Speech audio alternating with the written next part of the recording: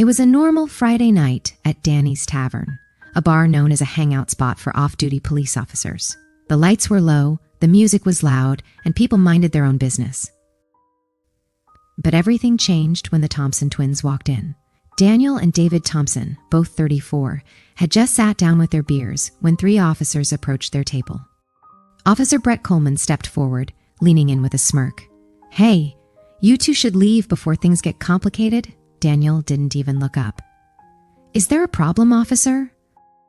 Brett didn't like Daniel's calm tone. "Yeah, the problem is this isn't a place for people like you." David finally looked up. His eyes were calm, too calm for someone being threatened. "We're just having a beer," he said. Officer Jake Morrison, clearly drunk, laughed coldly. "This bar is ours. We don't want suspicious people here." People nearby turned away, pretending not to see anything. 3 off-duty cops against 2 black men, the kind of moment most people avoided.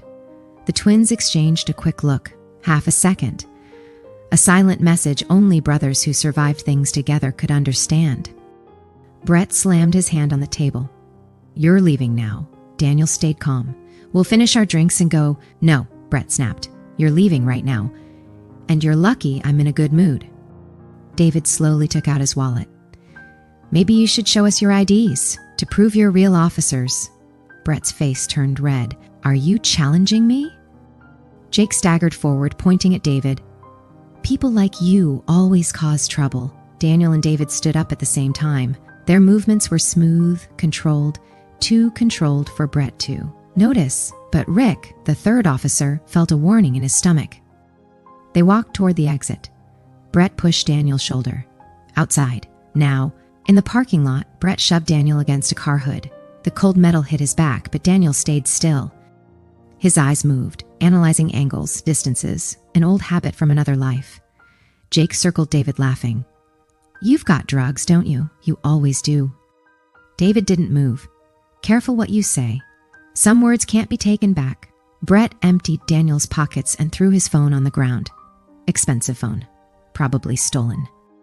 "Give it back," Daniel said, not as a request, but as an order. The officers didn't know who they were dealing with. What they also didn't know was this. Daniel Thompson was a decorated Army captain. David Thompson was a Navy SEAL commander. But the officers were too drunk, too arrogant to see the signs. "Hands behind your back," Brett yelled, pulling out handcuffs. "No," Daniel said simply. Everyone froze. Jake stepped forward with his baton. Enough talking.